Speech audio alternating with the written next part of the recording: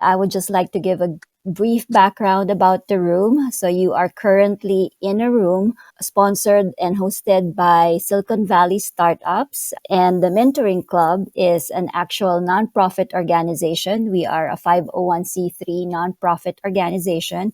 Our purpose and mission is to provide a mentoring community for aspiring and seasoned leaders. So globally, we connect mentors and mentees. We help working people find mentors who can guide them to develop the skills that they need to achieve their career and life goals. We look at both career and life. So we only have one life to live, and career is part of that. So we want to make sure we're approaching leadership in a holistic sense. We help mentees fulfill their goals through meaningful work that creates positive impact in the world. Meaningful work is important because when we're doing meaningful work, then that is when the leader in us comes out, because we care about the results and we care about the impact that we give out there to the world. Eventually, our long-term vision is that as mentees become leaders, they will become mentors to others. And that is how the cycle of giving back through mentoring will continue, hopefully without end. And that is the Mentoring Club. So for this session and a few of the series that we've had this month, we are focusing on the challenges and opportunities for CEOs since we're starting the year. Our topic for tonight is about it's the CEO's job to steer proactively. And that is a statement coming from Bernard, our guest speaker, and I will let Hong do the introduction and kick off the interview session. First of all, I have a few words to introduce our speaker, Bernard Coley, as well as the topics. Our speaker not need any introduction. He has been president and CEOs for a number of Silicon Valley high-tech companies, and also beyond high tech. Our speaker has been on the board of directors of nonprofit organizations in the arts and community-oriented nonprofits as well, and many others. He has been on almost 20 international trade commissions worldwide, so quite defending American business and American economy in the world. He certainly knows exactly what he's talking about. Way back to his education, Bernard was educated at Harvard and then at Stanford, where he got both his JD and MBA. Certainly, the range of topics that Bernard is deep into covers everything, including the latest in technology and cryptocurrencies and blockchains and things like that, beyond what he used to be in, which is networking and communication and the internet technology.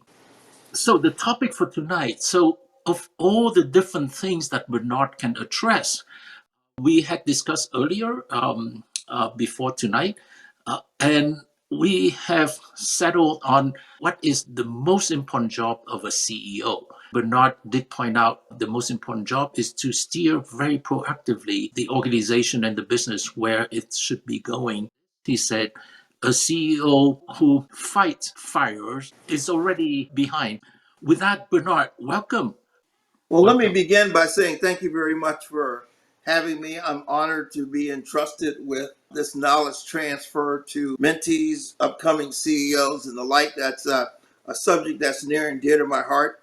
Hong did leave out many things, but I'll throw in this. I have been coaching and mentoring startup leaders and mentoring our folks in business for almost 45 years. I really resonate with the Mentor Club and what it's trying to do. I'll go even further than Han. I was not just saying that a CEO needs to be looking forward and leading proactively. I'm adamant about it. It is the starting point for many failed ventures. It's a subject that I'm pretty passionate about, the role of the CEO and what they should be doing. And I'm sometimes asked, well, doesn't it make a difference? I mean, if you're talking to the CEO of a Fortune 500 company, is it the same as talking to a startup that may be 2 weeks old? And my answer is emphatically yes. The CEO has an extremely important role, and that role is to identify and establish and guide his enterprise toward the North Star that he set. No one else in the firm, others may look out there, but no one else in the firm has this absolutely on their job description. I often tell some of my young mentees that when they're running around fighting fires in their company, they have gone from being an ocean liner steering its way smoothly across the ocean to becoming a rudderless dinghy bouncing around on the waves and getting tossed with every current in the ocean. That's an analogy I hope they take to heart. Hung gave a laundry list of subjects that I'm conversant in. And you might say, well, how did you get to all those things? And also, you're running your company and so forth. And I say, it's really simple. I did my job as a CEO. It was my job to understand and look out in the future and discern what the impacts of these emerging technologies are, what it means. How is this going to affect my revenue generation model that I've established within my company? How is it going to impact my business model? And then to guide my enterprise in a direction to exploit that, to safely navigate it, to not be caught off guard. Thank you very much, Bernard. Many companies, many pundits, many CEOs have been caught off guard with this COVID pandemic by what is called the Great Resignation. My question to Bernard is this: how should a CEO be proactive with respect to talents? Talents in the company who may leave the company, who may stay in the company and grow with the company, or talents that the company may need. How should a CEO stay proactive on that? Let me say to all the CEOs out there that if you got caught off guard by COVID-19, you probably weren't investing enough time in leading your company proactively. Here's what I mean by that. Of course, none of us saw COVID-19, the virus. But every CEO should have been looking out and thinking about the landscape, not today, but 2 to 5 years out in terms of preparing for and thinking about how would I handle a significant disruption of my talent pool? How would I handle a mass exodus or of my key personnel? What should we be doing to make sure that doesn't happen? Where should we be searching for talent? And what should we be doing to hold on to the talent? So, although you didn't see COVID-19, you should have already been looking at and planning for a potential disruption, whatever form it took, as part of your job as the CEO. Let me specifically look at the Great Resignation topic from another standpoint, too. What that's about is the exiting of key talent, people not returning to work. And a lot of that is top to bottom, from your key talent all the way down to your very important workers on the line. What is that really about? And let me position it first by saying this. For as many companies as you hear complaining about the impact of the Great Resignation, I want you to also reflect on this. The vast majority of companies have not been hurt. And what that says to me is that their CEOs and their senior staff were planning for things like this, and they could execute quickly. They were able to pivot when this hit and protect their enterprise and keep going. The Great Resignation caught a lot of people off guard because they didn't have policies and procedures and financial structures in place to retain their talent in a situation like this. Employees, whether they're hourly workers or full-time execs, are rethinking. The COVID gave them time to rethink. The CEO should have already been ahead of them thinking, what happens if major incentive change? So, for example, now I am talking to and listening to CEOs, and we're talking about what does the work environment look like 2 years out from now, 5 years out from now, in terms of the fact that remote work is not going to go away. What's defined as the office is not going to go away. Some industries are going to have to pivot to using substantially more remote workers because they're never going to come back to work. The question isn't, what do I do today to retain the talent? The question is, how do I position my company to mitigate the impacts of this shift a few years out in the future to way out in the future? How can I position my firm to be an attractive place for someone to want to come to work? I.e., how can I position my firm to be a place that talent wants to plant themselves and provide their services? Other than what people are talking about, which is give them higher pay, what do you think from a more insightful point of view? What could you provide in the work environment to retain the talents and to motivate them to want to come to work? When you actually survey this talent that is asking to shift to remote work, the vast majority of them are not talking about pay. They are talking about lifestyle, especially many young workers. They can deliver their skills and talent, and it doesn't have to be in a cubicle in the office. They don't have the investment, the cultural investment, the historical investment in standing around a water cooler talking. They're looking out there and wanting to work remote. They're talking about being closer to their family. They're talking about being in less crowded environments without the urban pollution, noise, traffic, etc. So they're talking quality of life, not pay. As a CEO, you need to be thinking about what is the shifting definition of quality of life and working that's going on and driving people to more proactively seek the ability to work remotely. The second thing I'm going to say on this point, and it's really critical of your CEO, for a long time, historically, maintaining talent had a component of the geographic location of the talent. So, for example, it was costly to move.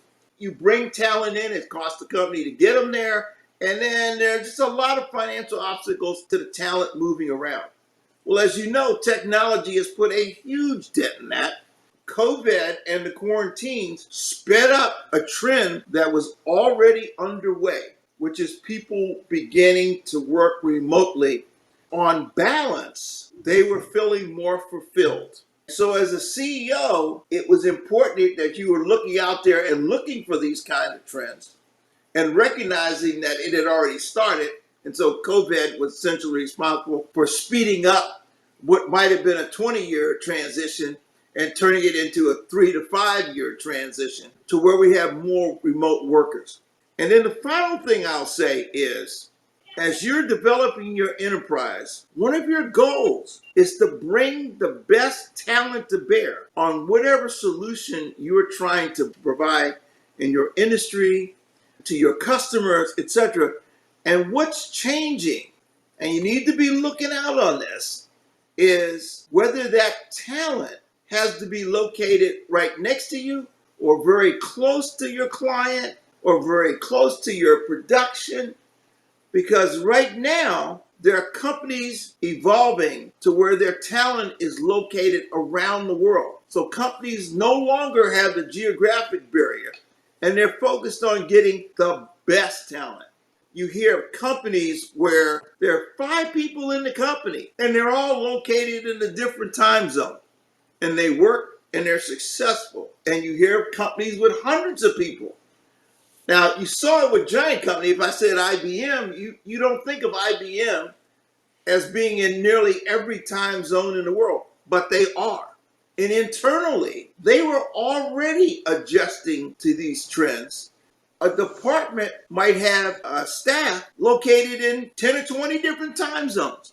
And their biggest problem isn't the talent. Their biggest problem is trying to find a time they can all meet. But even that's being resolved with new tools and video conferencing and the adjustments and the mental shift.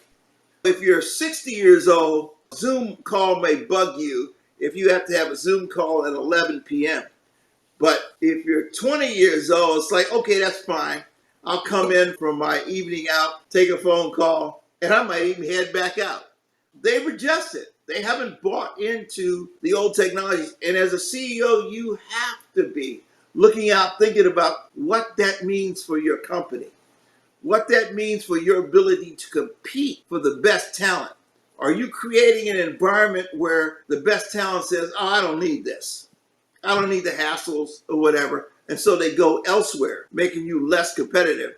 Or are you opening up to concepts and ideas and really parsing your business so you understand what are the real requirements you have for talent? What are the real parameters you need to put around that? And what things you could adjust to changing cultural trends? The people who are working in your company to create your products and services, yes, very key stakeholders. The other really key stakeholders are clearly your customers and clients and your suppliers. So COVID-19 brought another thing, which is the whole specter, and I don't think it's a specter anymore. Inflation is here. Everybody is running scared now. With respect to inflation, what do you have to say about a CEO being proactive about something like inflation? A proactive CEO, thanks for the question. That's an excellent question.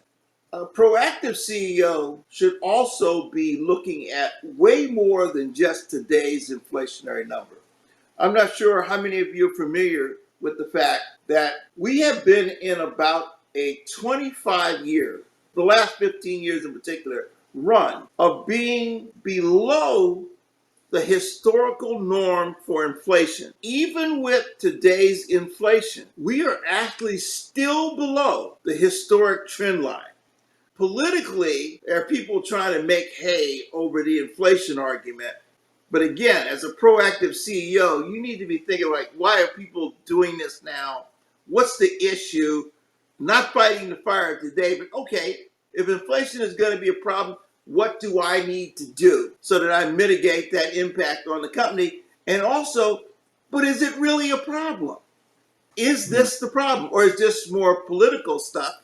You don't want your company subject to the whims and the ebbs and flows of politics, when in Mm. fact, financially, you're not having a problem. You're enjoying boom years, and hopefully you position your company, because you are looking at this, to take advantage of it. For example, let me take something really simple.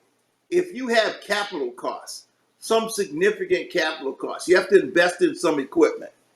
If you're riding in historical low, it would tell you when interest rates low and inflation historically low, buy now. If you're a proactive CEO, you're looking at when is the right time to buy, not waiting for the need to be on top of you and saying, oh, I got to have this piece of equipment. We can't take this contract without it. You'd have been like, no, I know some point in the future we're going to need this. When is now the right time to buy? And so you're looking at things like the inflation, the interest rates, money flows. We'll get into some more money things a little bit later. But a proactive CEO should be looking at this from a much broader perspective than just the immediate fire right now, I need a piece of equipment. Thanks for that. And regarding money, yes, I just wanted to touch on something that you are one of the few CEOs, traditional CEOs for a long time, to touch on fintech and blockchains and things like that.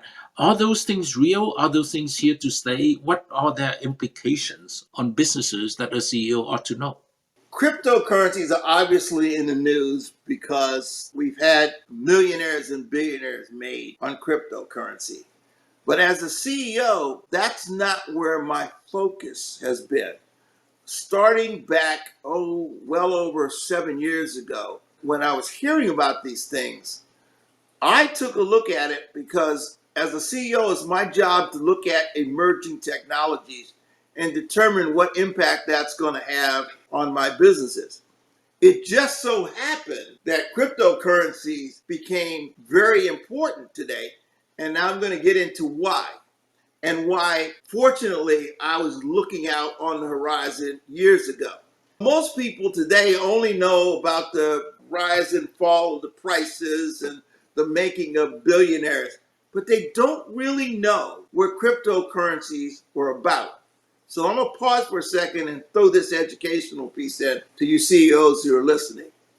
So cryptocurrencies were not invented as an investment vehicle. That is not what they're about. The central banking systems of countries is about payment systems.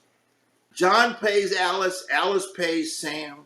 It's about moving money around, moving value around between economic entities. Cryptocurrencies themselves were invented to remove the inefficiencies and disparities in the bank payment system. They were not created as an investment. They're technology to solve some of the inefficiency problems. And to put this in a context of why even the most adamant gentleman who was against cryptocurrencies, Mr. Diamond, CEO of Bank of America, I have quotes from him now where he's backing cryptocurrencies for his customers. And the reason he is because when he made those statements 5 years ago, he had no idea what cryptocurrencies were. After he was informed and learned and did his job as a CEO, he discovered that the cryptocurrencies were a threat to his industry because they were going after the inefficiencies. And I'm going to put these inefficiencies in a context for you.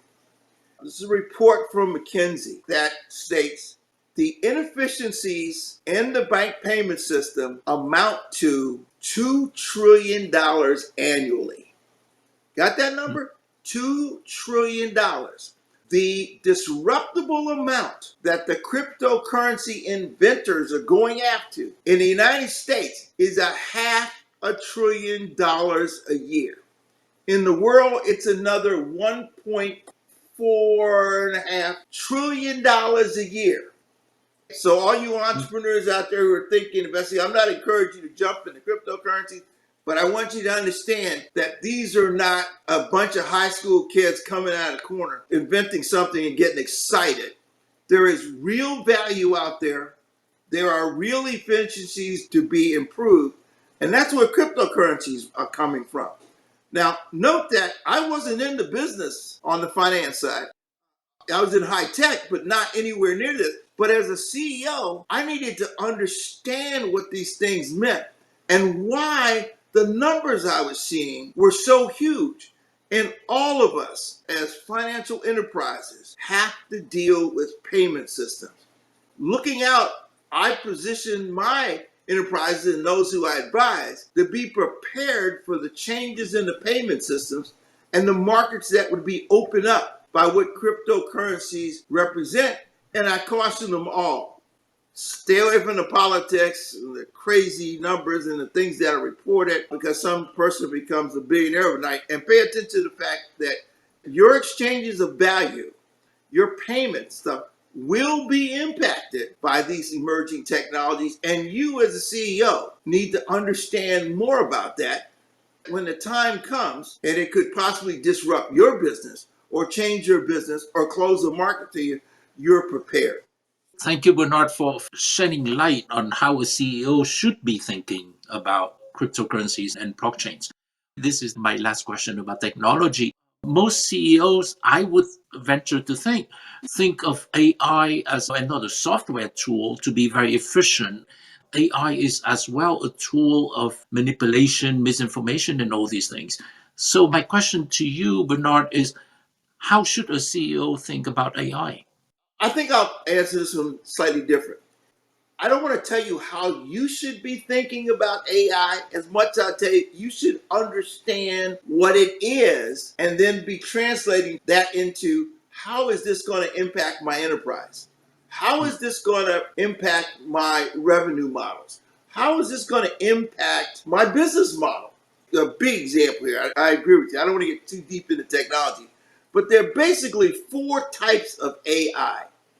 And the one that most people are familiar with comes out of the movies. Okay, so smart robots that become sentient, Terminators, all that kind of stuff. But that's the movie version. The AI that most impacts you today is one that is driving efficiencies of productivity by taking repetitive tasks and being able to do those tasks with a predictable outcome. Coming at you is self-driving or autonomous vehicles. There's people running around saying, "Oh no, I don't want to get in an autonomous vehicle. I like my life too much."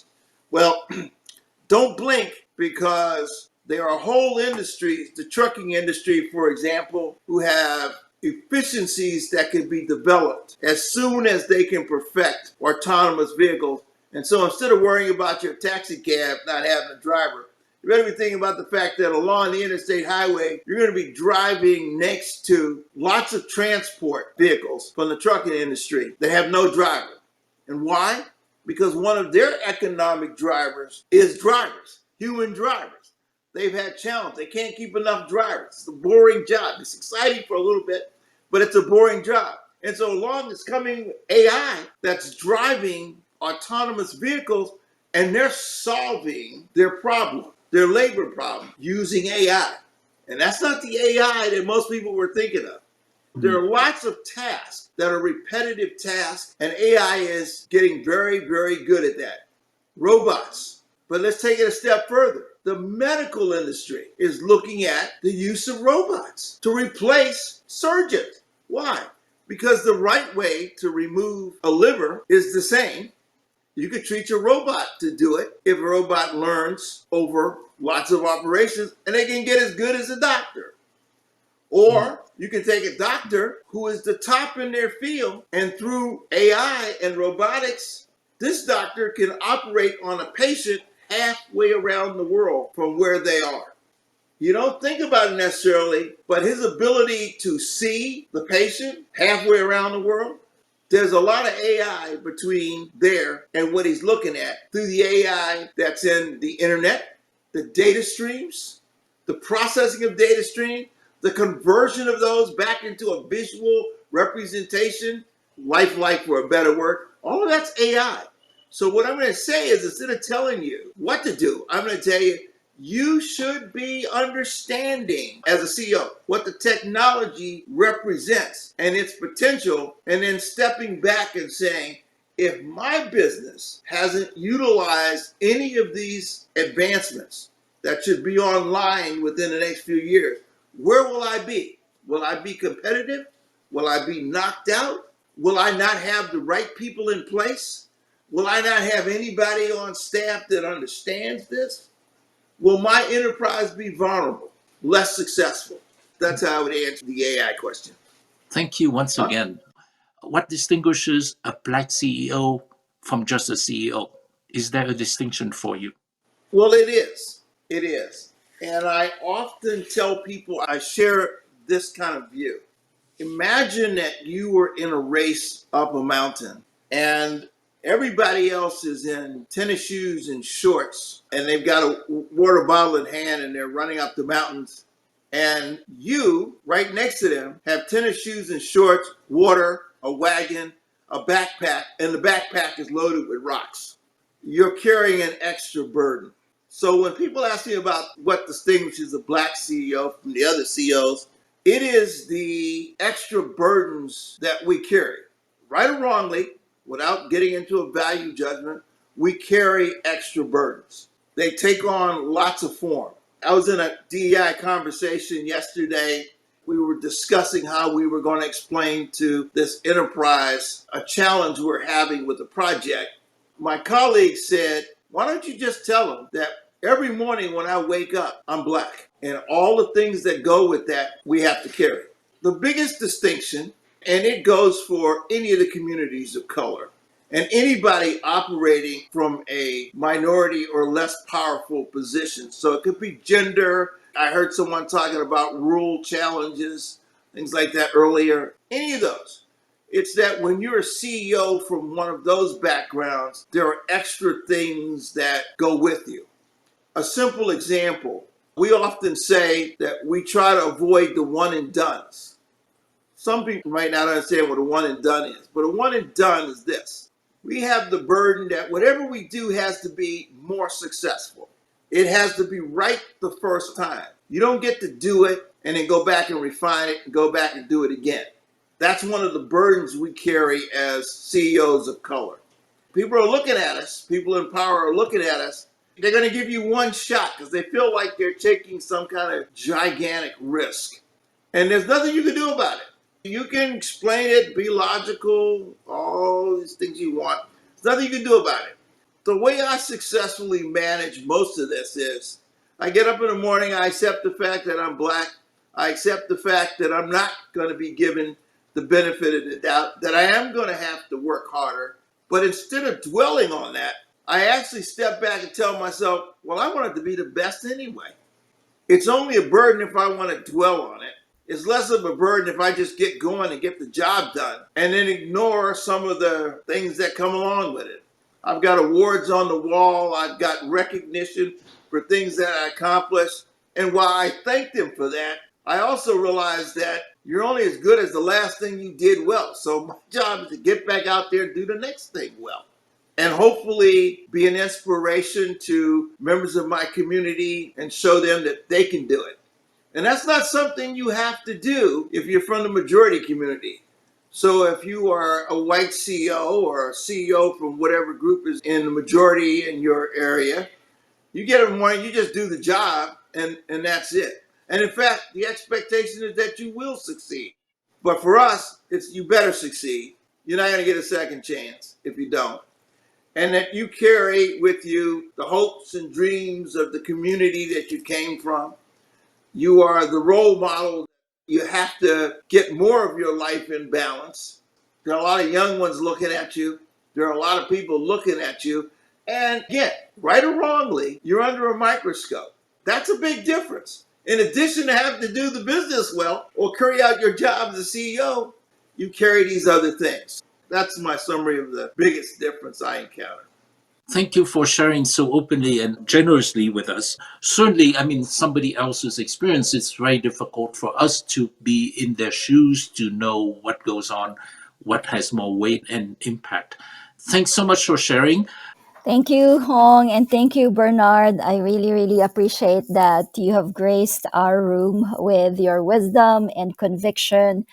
So, thank you very much to everyone. Enjoy the journey.